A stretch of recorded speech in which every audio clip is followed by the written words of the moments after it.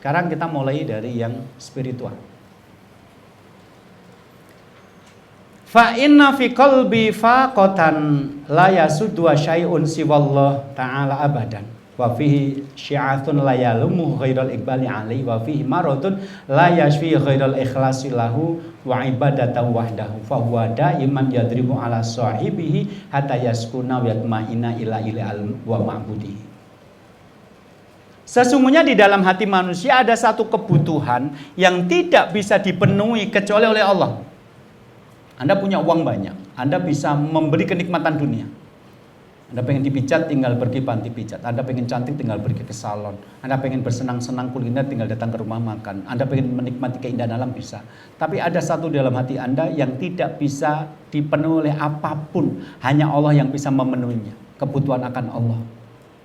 Bagaimana menghindari rasa takut menghadapi kematian, bagaimana memupuk keyakinan terhadap hidup sesudah mati, bagaimana mencoba untuk mengikhlaskan amal agar diterima di sisi Allah. Itu bagian-bagian yang tidak bisa disentuh oleh harta, tidak sentuh oleh kekuasaan, itu disentuh oleh kedekatan kita kepada Allah. Maka Ibnu Qayyim mengatakan ada di dalam hati satu kebutuhan yang tidak bisa dipenuhi kecuali oleh Allah. 2. Wa fihi syi'atun la yalmuhral iqbali alaihi. Dan di dalam hati itu ada semangat pengabdian yang tidak bisa tuntas kecuali dihadapkan kepada Allah. Manusia itu kan diciptakan sebagai hamba. Wa ma khalaqul jinna wal insa illa liya'budun. Aku tidak menciptakan manusia dan jin untuk mengabdi kepadaku. Maka pada dasarnya manusia itu menghamba. Manusia itu pengen dalam hidupnya dia melakukan sesuatu yang ditujukan kepada satu pihak yang membuat dia merasa berarti.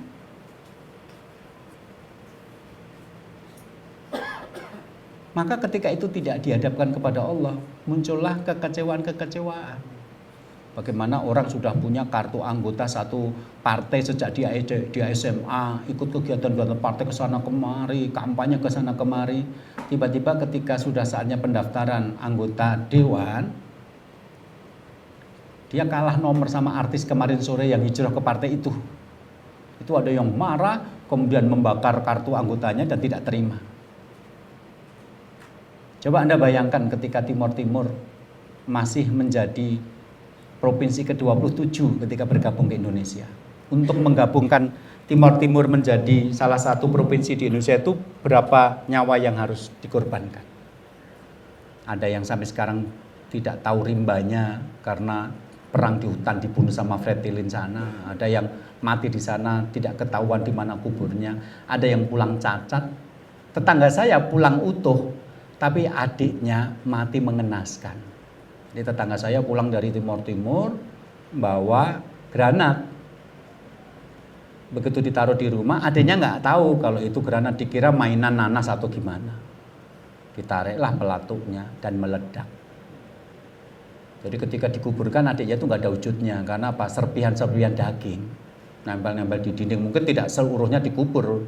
Jadi beberapa serpihan daging masih nempel-nempel di dinding. Dindingnya juga dinding tradisional. Tiba-tiba sekarang Timor Timur lepas dari Indonesia. Berapa banyak yang orangnya ngapain kalau hanya untuk lepas lagi dulu bapakku harus mati di sana. Dan itu mengganggu lagu dari Sabang sampai Merauke.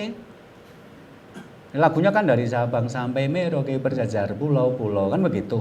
Tapi sekarang jadi nggak bagus lagu itu dinyanyikan dari Sabang sampai Merauke kecuali Timor Timur berjajar pulau-pulau sambung menyambung menjadi satu kecuali Timor Timur kan begitu karena Timor Timur masih di situ masih antar Sabang dan Merauke tapi bukan kita lagi. Berapa banyak orang hanya merasa pengorbanan itu kalau bukan diikhlaskan berjuang di jalan Allah kecewa.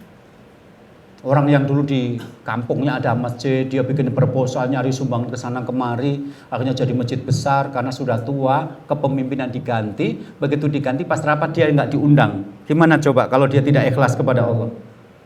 Bisa marah-marah, bisa stroke dia. Anak-anak muda sok pinter, lupa sejarah.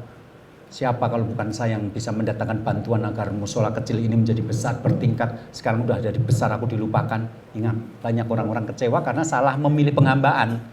Maka Ibnu Qayyim mengatakan dalam hati kita ada semangat penghambaan dan itu tidak akan tuntas kecuali dihadapkan kepada Allah.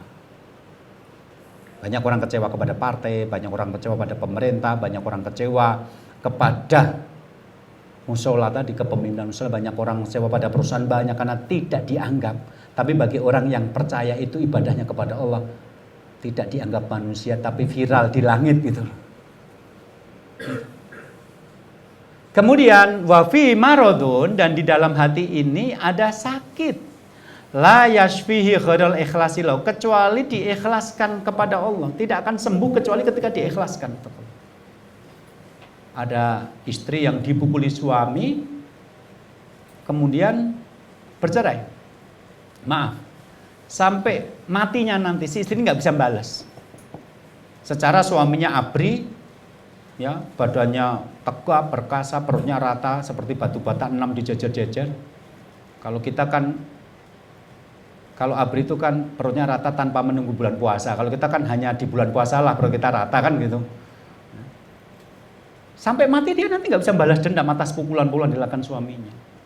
Coba kalau dia nggak ikhlas pada Allah. Apalagi film-film itu banyak dibuat dalam konteks membalas dendam. Bahkan film lucu kayak Kung Fu Panda, spiritnya adalah balas dendam. Sementara Islam mengajari kita maafkan, maafkan, maafkan. Kalau dia tidak bisa memaafkan karena dia ingin mencari pahala di sisi Allah, dia bisa stres. Sekarang yang jadi korban lumpur lapindo, dia kalau mau mendatangi kubur bapaknya kemana lagi? Sudah jadi kuburan, sudah jadi lapangan lumpur besar. Itu kalau dia tidak mengikhlaskan untuk Allah, dia mungkin akan menderita. Jadi dalam hidup ini banyak yang menyakitkan kita dan kita nggak bisa menuntut balas. Satu-satunya cara mengikhlaskan. Nah,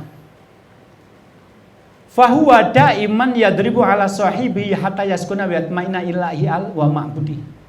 Ketiga hal ini, kebutuhan akan Allah, pengabdian kepada Allah, keikhlasan kepada Allah ini nanti akan senantiasa menggedor-gedor jiwa kita untuk mencari ketenangannya sampai bertemu dengan ilahnya yang benar.